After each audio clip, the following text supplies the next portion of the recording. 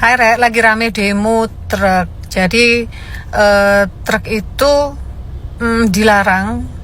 Truk odol lah, truk odol itu. Apa sih odol itu? Odol adalah truk over dimension, overload.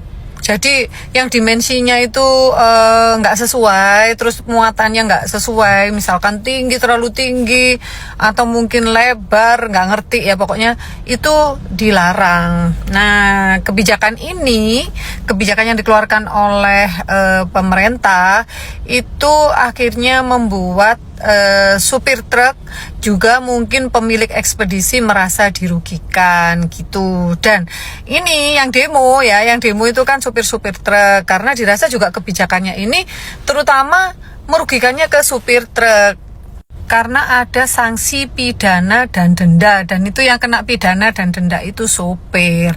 Lalu orang mungkin bilang kenapa nggak disalahkan yang punya truk atau bagaimana gitu ya, sehingga bukan hanya supir truk aja yang kena dampaknya. Nah, ini kan aku juga pengguna jasa truk nih ya, tapi kalau truk ayam itu kan ya nggak bisa overload, itu nggak bisa karena itu pakai kerat. Ya, kalau menurut aku sih ya, ketika pemerintah mengeluarkan sebuah kebijakan, ya dia harus benar-benar membenahi dulu alat-alatnya, perangkatnya, atau instrumennya. Katanya kan kalau truk overload dan overdimension itu bisa salah satunya juga merusak jalan.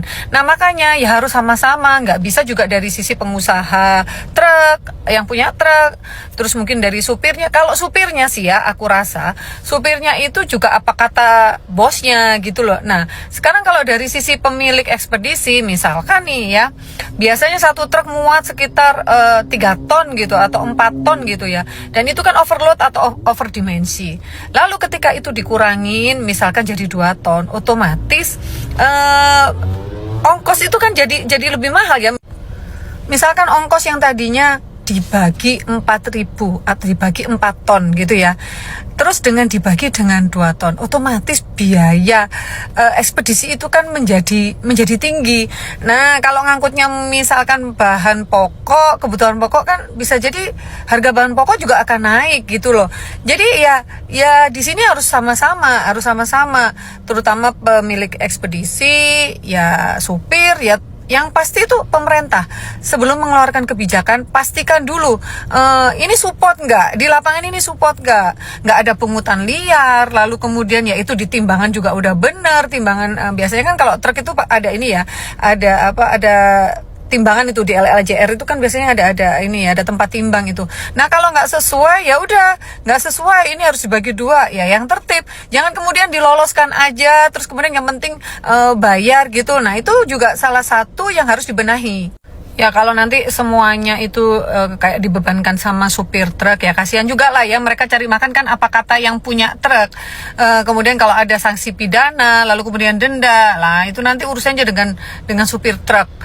Ya kasihan lah, ini harus sama-sama dibereskan, harus sama-sama. Jadi dari pemerintah, mungkin yang pemilik ekspedisi juga dengan supir truknya, ini harus duduk bersama-sama dan dicarikan solusi supaya juga demo-demo ini nggak keterusan gitu loh ya. Ini kan rencana demonya katanya 3 hari, ini kan ya juga mengganggu yang lain juga gitu loh. Tapi aku juga mau nyalahin misalkan truknya, mau gimana ya, gimana ya, ini memang harus diselesaikan gitu loh permasalahan ini.